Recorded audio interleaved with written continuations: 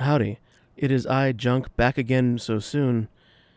And I've tried to record this 3 times already, and I keep getting way too agitated about one of the topics. And I'm just going to try to get through it this time as calmly as possible, and hope you'll understand that I would say more left to my own devices, but I think you'll get the point. So anyway, the first topic, just to get it out of the way, yeah, my trigeminal neuralgia has been bothering me. If you've noticed, my uploads have been a little spotty. I've been getting shocked in the face a little bit, so it's a back and forth, it comes and goes, and so it's something I'm not going to update you every time it happens, but since we're talking now, I thought I'd mention it. And we're family here, and I'd want you to tell me if you weren't feeling well, so I'm telling you. So that's the first thing. Second thing, I'd like to show you the ultimate win thing that Pixonic had up for a while, but they took it down after about a day. In essence, it was a game where for 10,000 gold you got a spin, and most of the stuff was basically useless, like you would get 5 microchips towards your drones. Some was interesting, like they had these chutes on there, which you haven't been able to get in the game for some time, and I'm sure I've got 5 chutes, but other people might have wanted the chutes. So that's cool. But one of the boxes said win. And from its description, I glean if you hit the win box, you would then go to another box. Another spin. And that had prizes you might actually want. From Reddit, I've heard that I spent 120,000 gold, right? So in a dozen spins, I didn't get to the win box.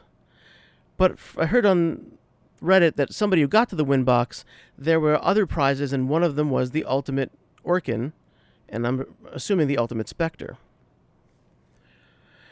So this is a double random event to get ultimate Orkins and ultimate Spectres, and you need to hit the thing you want 5 times to actually have the ultimate Orkin that they've been pushing through their partner channels and essentially advertising. The thing I'm struggling with and trying to avoid saying here is that the fact that they won't release the probability tables for either of these spins means they're exploiting the addiction mechanisms in your brain to get you to spin twice. Like a double probability event is really, when you start doing the math, the odds are not great, right? Especially when you have to hit 5 specific things to load out the robot that they've been advertising.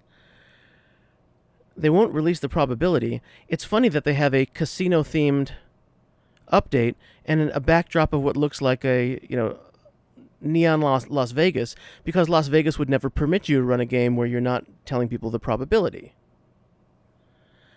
So this this game they've invented would be precluded in the world that they've created.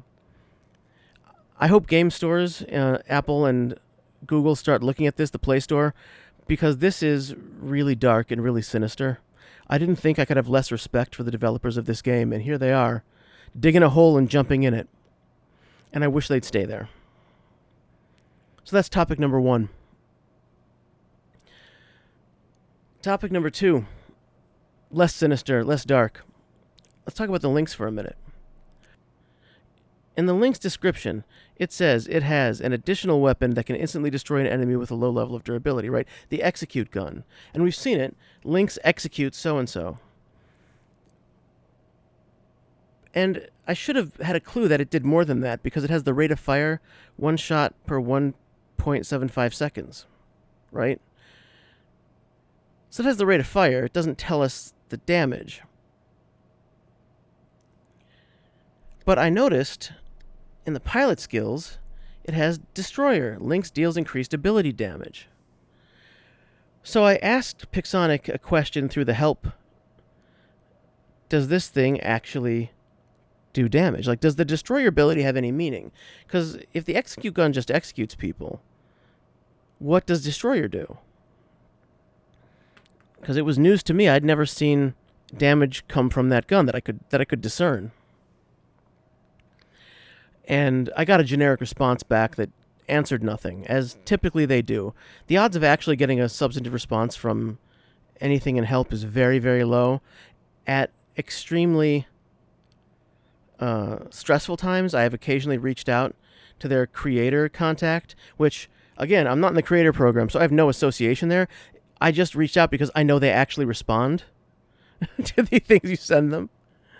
So, and the fact that I'm not in the partner program, I think it's not totally unfair that I would describe myself as someone who creates War Robots content, so I don't feel too bad. I don't feel like it's not like I'm totally out of their jurisdiction or whatever. And I didn't reach out over this because I thought, oh, who cares? So I put the destroyer ability on it just because I thought, there wasn't anything great that I needed. Let's try. This is the second Lynx anyway, because I got the first Lynx where I didn't put the destroyer ability on it because I didn't know what it did, because I didn't know the gun actually did any damage.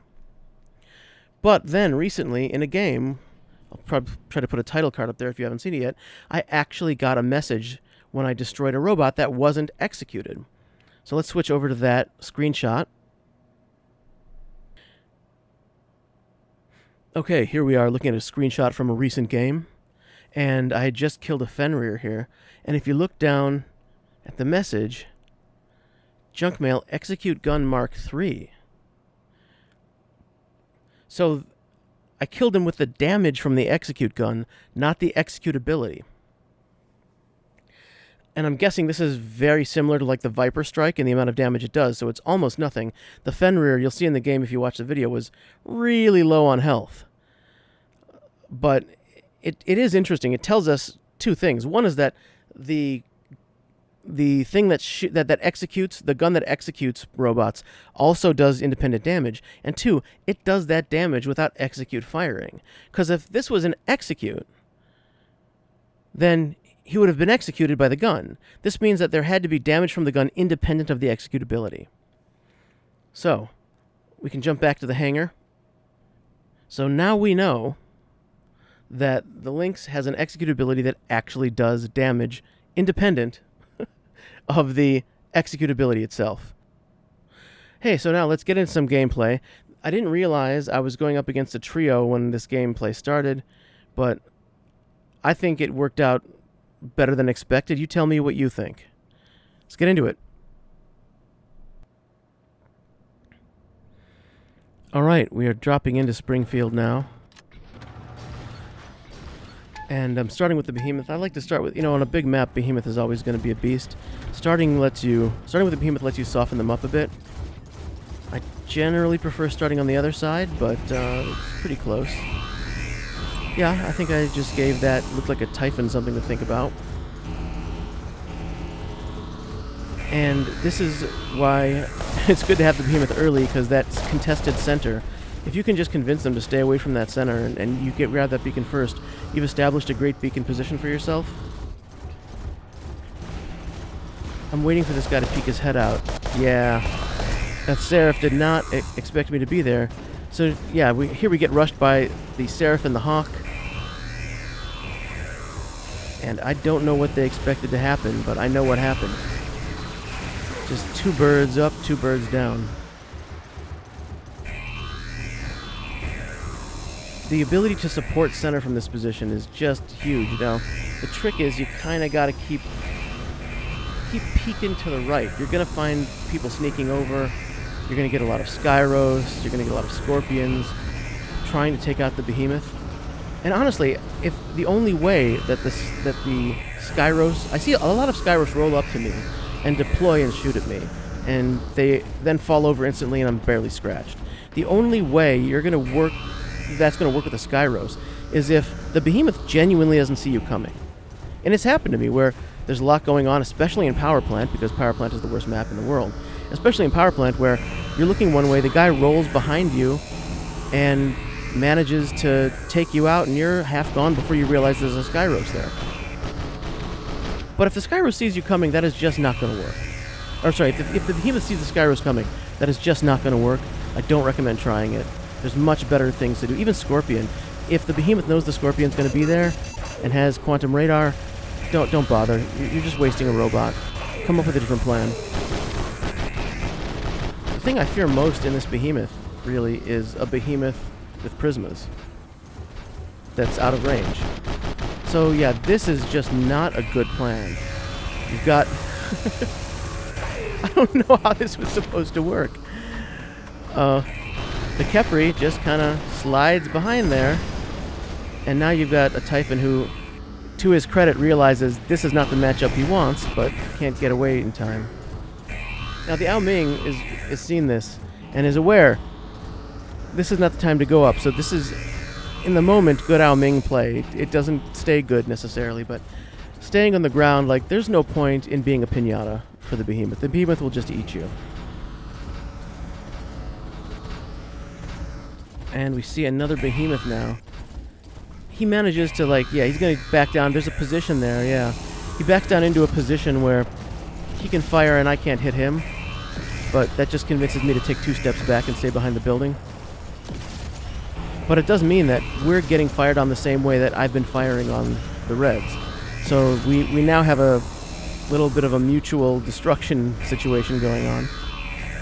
The only thing you can do when you're in the open field here is try to hide behind those buildings. There's no point in standing where the behemoth can fire on you. It doesn't matter what your position is. You have to hope somebody else will take out the behemoth. Really, you're just wasting a robot. Speaking of wasting a robot, remember that pinata I was talking about earlier? Here comes one, and it seems like he doesn't really understand how much damage these lasers are going to do. I am aware. The nerf seems inevitable at this point. Speaking of inevitable, I don't see any reason to continue this matchup.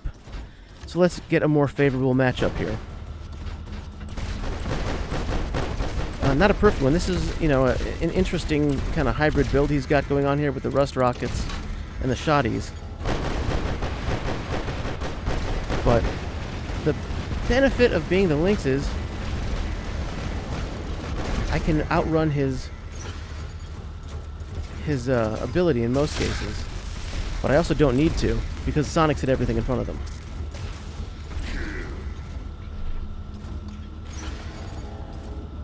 Yeah, the Sonic Lynx, I like it more than I thought I would, precisely because of situations where you're blinded, or situations where the guy's in stealth. If they're tall enough, and this is just, oh my god, check out solid Scorpion here, who I watch walk over to me. I just look away because I know what's going to happen. I know what a Scorpion is, and I've got my ability. Turn around, stealth, quantum radar, no Scorpion, and I now have more health than I did when the Scorpion was walking over. That wasn't good. I mean, I know that it wasn't a great matchup to begin with, but if I see you, and you see me see you, what is it you're hoping will happen here? Now they're making another play for our home here. I'm not... You know my feelings about taking home. Don't attempt it unless you're sure you're stronger. And I hate to break it to these guys, but they were not stronger. Like this, even if they get it, they're just burning robots trying to keep it and hold it. I was trying to throw this guy and just utterly failed. I don't know. He slipped under me. If I didn't have the right angle, that's okay. Falcon isn't going to get away that easily. And yeah, I can just wait here for a minute.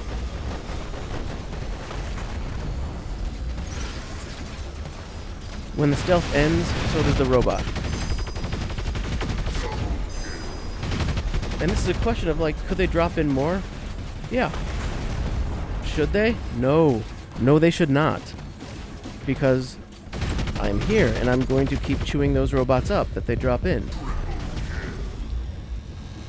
And, oh man, what an unforeseeable shock that the team that was trying to hold enemy home and losing robots doing it is starting to mech. Who could have predicted that? Other than anyone who's played this game, because it happens over and over and over again. Like, don't take enemy home and try to hold it if you're not sure you're much stronger than the other team. And I'm going to take enemy home here. I'm not going to try to hold it, although I am feeling pretty confident right now. Because I kind of want to I kind of want a matchup. Like, I could wait for them to come out and get it, but I'd rather go take another beacon. Not my fastest beacon runner, I admit. I really wanted that behemoth. I mean, I'm glad for my teammate, but I really wanted that behemoth. I don't know what it is. Maybe it's my self-loathing. I identify so much with behemoths that I want to blow them up wherever I see them. It's like, that's not you, that's me. Only I can hate me. Casual walk into the Beacon E here. I call it the fields. The farm, right? And yeah, the guy dropped in, took his home. So here I'm going and I'm thinking I'm just going to go back and try to take his home. The clock is running down. But then he shoots at me. He shoots at me. So I say, you know what? You want to play disrespectfully? I'll play disrespectfully. I'm not even going to let you cap home. I'm going to let you think you're going to cap home. Now, admittedly, this matchup could have gone either way.